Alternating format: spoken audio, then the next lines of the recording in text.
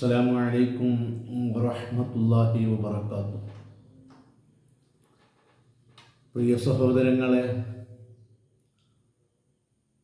അല്ലാഹു റബ്ബുൽ ഇസ്സത്ത് വലിയ ഔദാര്യവാനാണ്.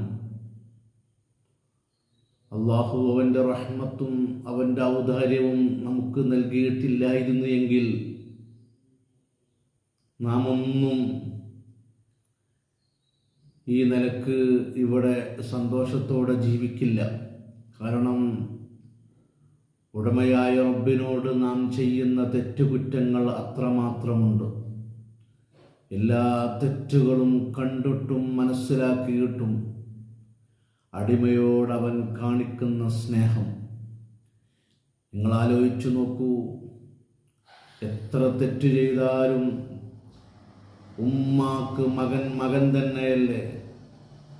ആ മകന് വീണ്ടും വീണ്ടും സ്നേഹം വാരിക്കോരി ഉമ്മ കൊടുക്കുന്നുവെങ്കിൽ അതിനേക്കാൾ എത്രയോ 10 മടങ്ങ് സ്നേഹം പടച്ച റബ്ബ് അടിമകളാകുന്ന നമുക്ക് വാരിക്കോരി തരുന്നുണ്ട്. നാം ഒരു നന്മ കരുതിയാൽ അതിനൊരു കൂലി അല്ലാഹു നൽകുകയാണ്. ഒരുപക്ഷെ ആ കരുതിയ കാര്യം നമുക്ക് ചെയ്യാൻ സാധിച്ചില്ലെങ്കിൽ ആ ഒരു നന്മ അല്ലാഹു വെട്ടിക്കളയുന്നില്ല. ഒരു നന്മ ചെയ്താൽ ചുരുങ്ങിയത് 10 കൂലിയാണ് അല്ലാഹു നൽകുന്നത്. പിന്നെ അവൻ്റെ ഇഖ്ലാസും ആത്മാർത്ഥതയും അനുസരിച്ച് അവന് അല്ലാഹു കൂലി കൂടുതൽ നൽകുകയാണ്. 70ഉം 700ഉം 70,000 അതിലപ്പുറവും ഒരു പ്രവർത്തനത്തിന് അല്ലാഹു കൂലി നൽകുന്നു. അതേ സ്ഥാനത്ത് ഒരു തിന്മ, ഒരു ചീത്ത ഒരാൾ കരുതിയാൽ അല്ലാഹു അവന് ശിക്ഷ കണക്കാക്കുന്നില്ല. നന്മ കരുതുമ്പോൾ കൂലി നൽകുന്ന പടച്ചവൻ തിന്മ കരുതിയാൽ, തിന്മ ഉദ്ദേശിച്ചാൽ ശിക്ഷ അല്ലാഹു കണക്കാക്കുന്നില്ല. ആ തിന്മ അയാൾ ചെയ്യുമ്പോൾ അല്ലാഹു അവന് നൽകുന്നത് ഒരു ശിക്ഷയാണ്.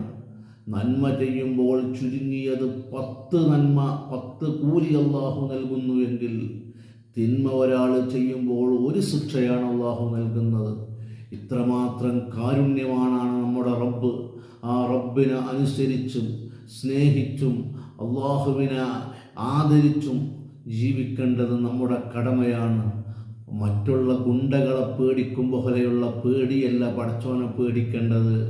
നമുക്കിതൊക്കെ തന്ന റബ്ബിൻ്റെ മുന്നിൽ നാം വളരെ മോശം ചെയ്യുമ്പോൾ നാണത്തോടുകൂടെ, ആ നാണമാണ് റബ്ബിനെ പേടി എന്ന് പറഞ്ഞാൽ, അതുകൊണ്ട് പടച്ചവരിലേക്ക് മടങ്ങുക. അല്ലാഹു അനുഗ്രഹിക്കട്ടെ. അസ്സലാമു അലൈക്കും.